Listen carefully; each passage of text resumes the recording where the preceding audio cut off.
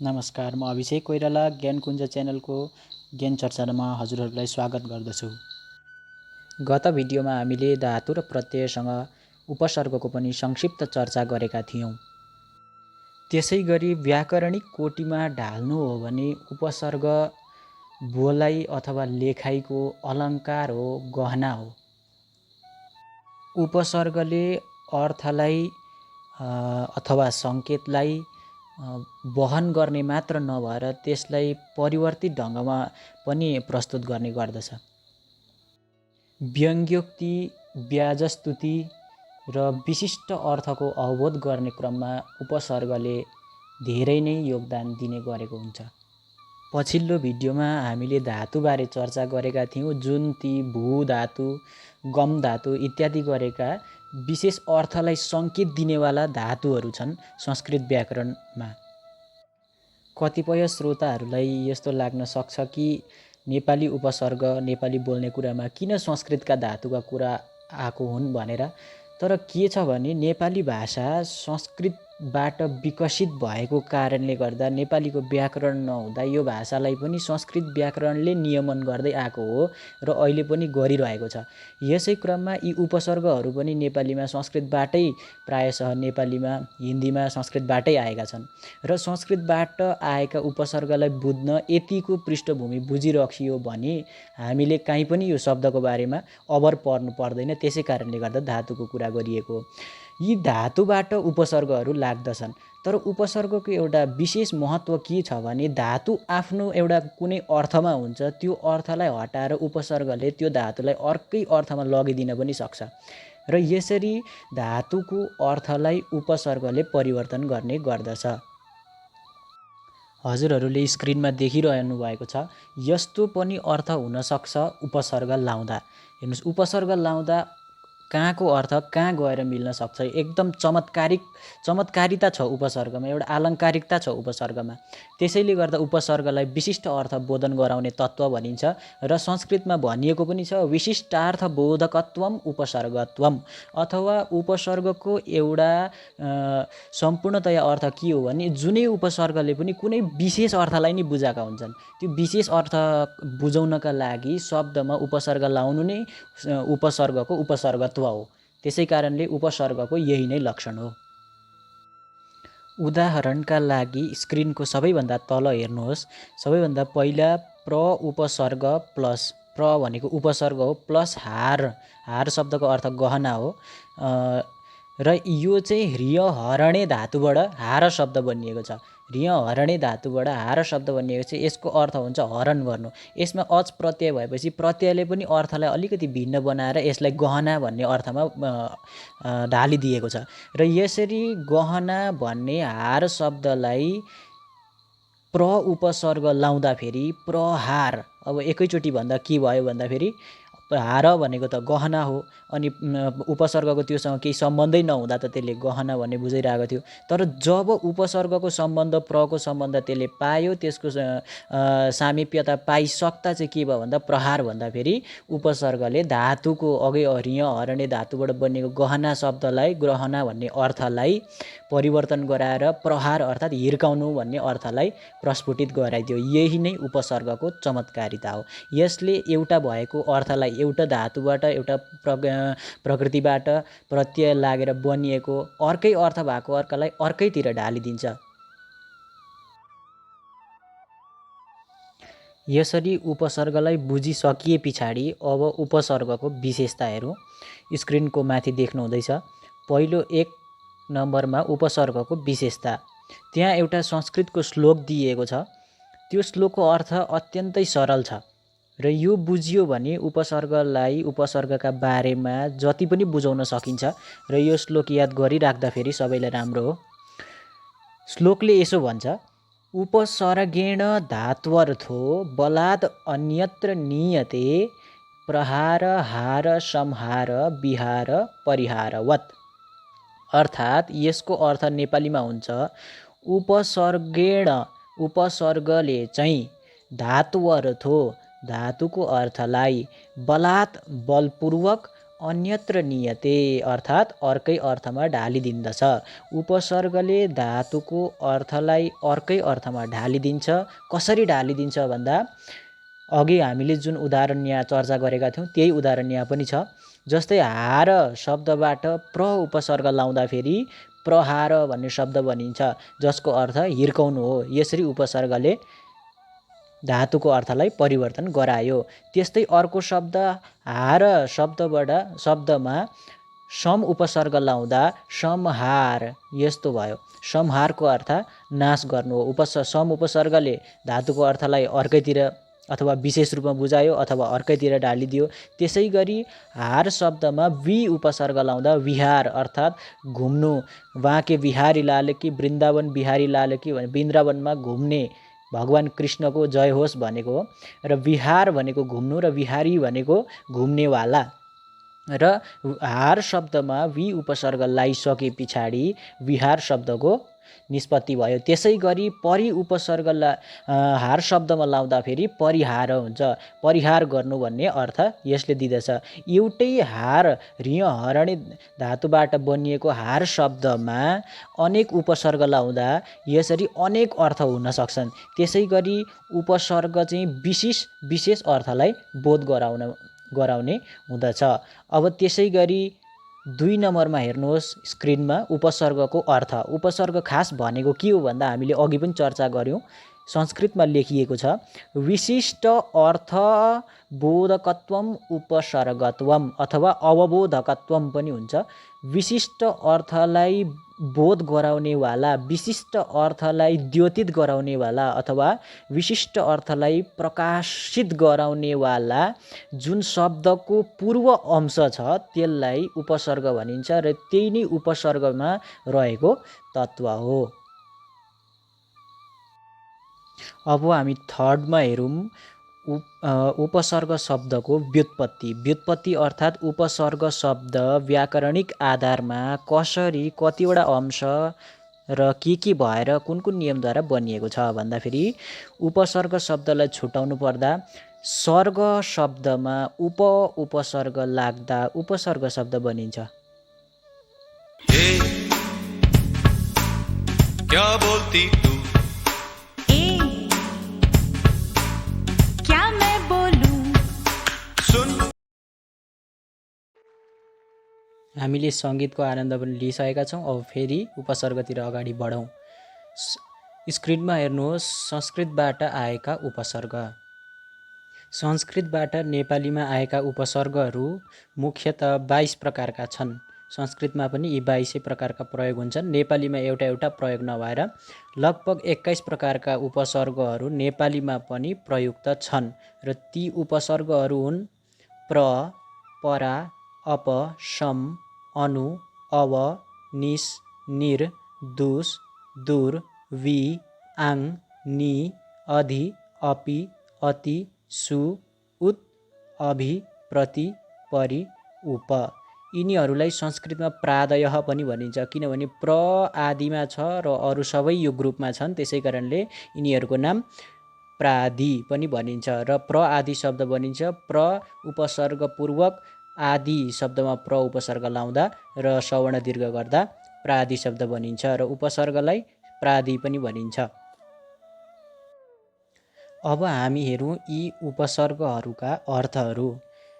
अगाडि नै भनिसकिएको छ कि उपसर्गको आफ्नो कुनै निश्चित अर्थ हुँदैन। यिनीहरूले धातुसँग जोडिएर आफ्नो अर्थलाई व्यक्त गर्ने गर्दछन् र पनि प्रायशः उपसर्गहरू लागेको र तिनीहरूले अर्थ दिएको हेर्दा एक प्रकारको अर्थ पनि निकाल्न सकिन्छ र यी 21 वटा उपसर्गहरूका एक-एकवटा शब्द र त्यसको खास कुन अर्थमा प्रयोग हुन्छ भन्ने खालको एउटा अन्दाज हामी यहाँनिर लगाउँ।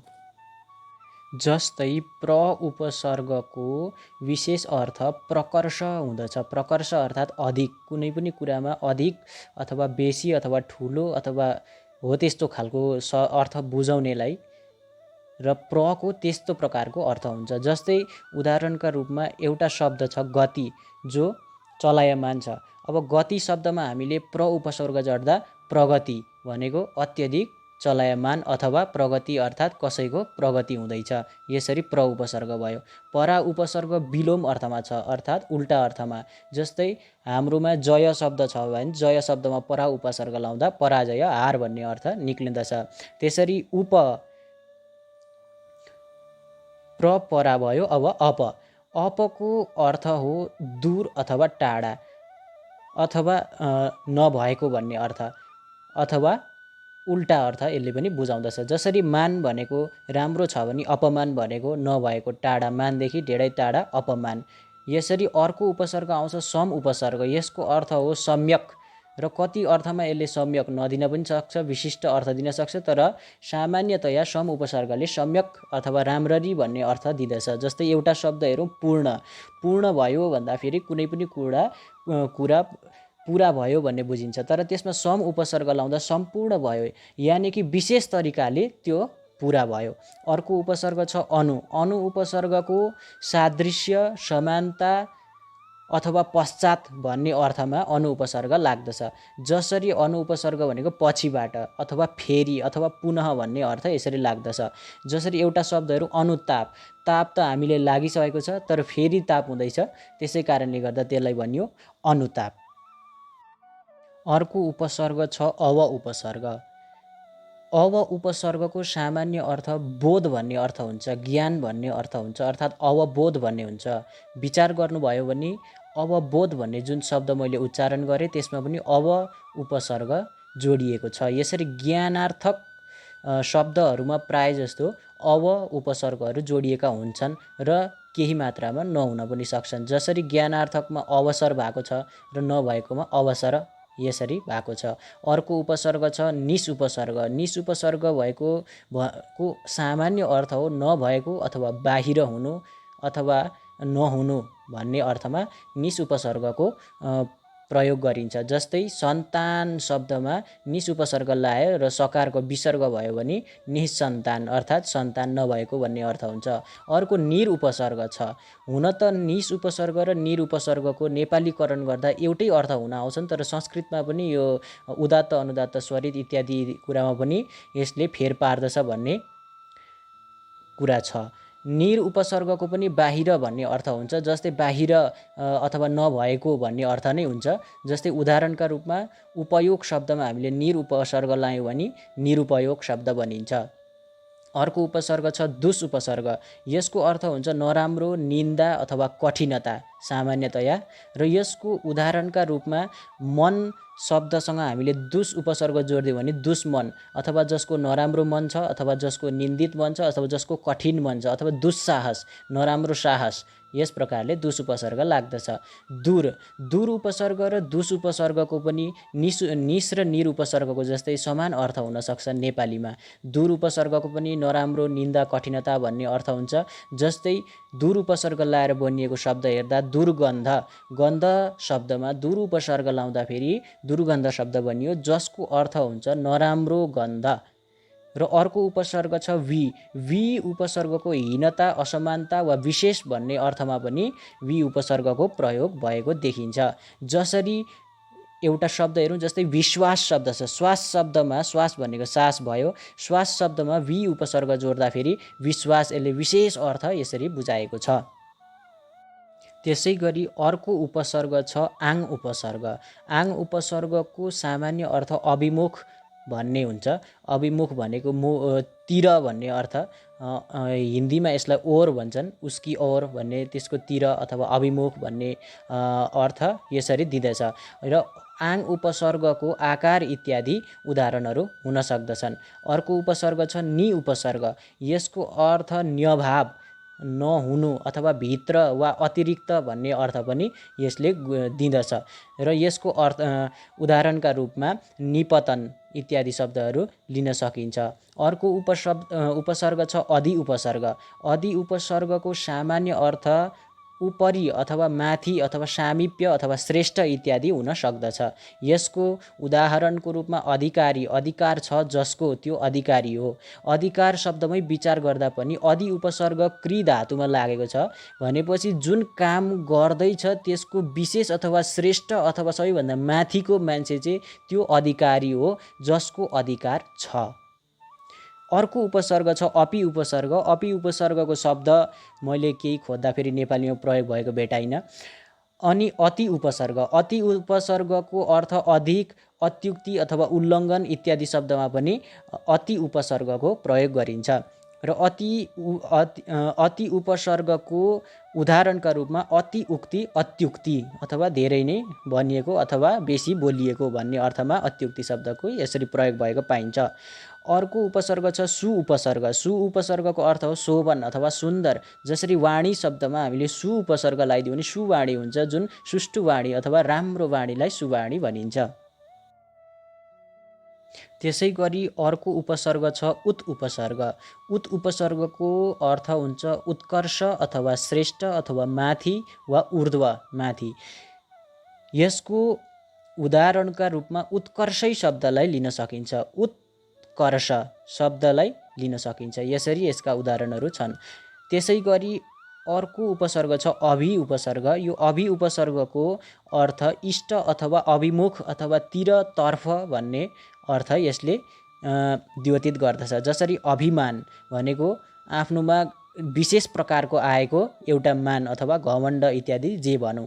त्यसै गरी अर्को उपसर्ग छ प्रति उपसर्ग। प्रति उपसर्गको सामान्य अर्थ विलोम भन्ने हो, अनि अर्को अथवा पुनः भन्ने अर्थ पनि हुन्छ, अनि उल्टा इत्यादि अर्थ प्रति उपसर्गले दिँदैछ। जसरी वदव्यक्तायम वाची धातुबाट बनिएको वाद शब्दमा वाद भनेको बोल्नु, त्यो शब्दमा प्रति उपसर्ग लगाउँदा प्रतिवाद अथवा उल्टावाद, उताबाट आएको अर्को वाद भन्ने अर्थ यसरी बुझ्न आउँछ।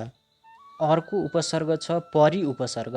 परि उपसर्गको सामान्य अर्थ सर्वतोभाव अथवा वरिपरिबाट अथवा सबै प्रकारले हुन सक्दछ।